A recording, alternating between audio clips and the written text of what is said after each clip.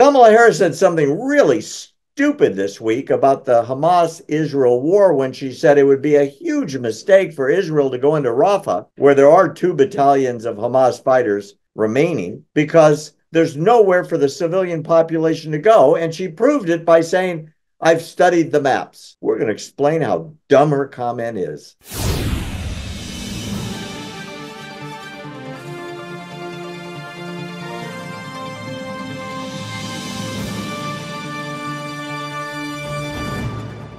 Kamala Harris, who is not one of the most brilliant political scholars to ever occupy any role in the executive branch of the United States, said something the other day that for the life of me, I can't understand. And I don't understand as well why she's not being jumped on it for what she said. She announced on Sunday's news programs that it would be a huge mistake for Israel to move into Rafah, when that's exactly what Israel must do, or Hamas remains in power, and the hostages never get released because the hostages are in the tunnels under Rafah. So she says it's a huge mistake. And then she said, quote, "We have been clear in multiple conversations in every way that any major military operation in Rafah would be a huge mistake." And then she dropped the rhetoric into the retarded when she said, there's nowhere for those folks to go. And then she said, I've looked at maps. Oh my God. The Sinai alone would hold 10 million people easily. And Israel has offered to build shelters there for them.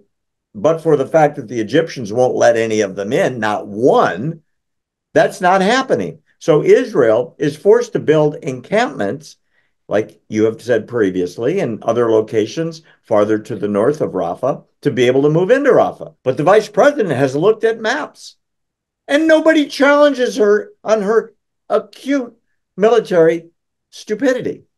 Why? Well, to the best of my knowledge, Barry, as you hint at there, our vice president is not a military strategist, and to the best of my knowledge, has never studied military operations in any way. But the IDF and the Israeli leadership that is guiding this operation are very competent military strategists, and they know that the 4 remaining Hamas battalions that are, as you say, holed up in the tunnels underneath Rafah, probably likely with, the hostages there as human shields, completely in violation of international rule of law for warfare. But yeah, as you say too, the Israelis already have established a very large enclave further up, as I said, north of Rafah, and they are already deep into the planning for moving that population, the non-combatant population in Rafah now,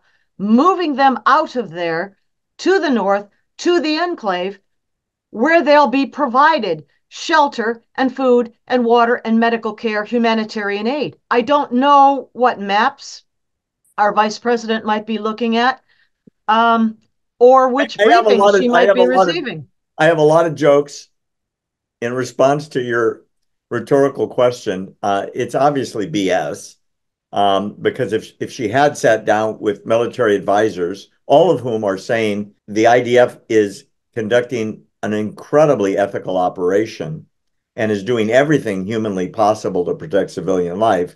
This is politics. This is not military strategy. Pure and simple. This is appeasement of the far left wing of the Democrat Party in areas where, quite frankly, the White House is falling behind Donald Trump in polling, because the left and then the far left, the AOC and the rest of the jihad squad. Yeah, exactly. Bowman and Ariana Presley are all considering this mass murder. And unless Biden toes the line, they're going to tell their people to stay home. And in effect, will elect Donald Trump if that is indeed true. Okay. I'm good with it.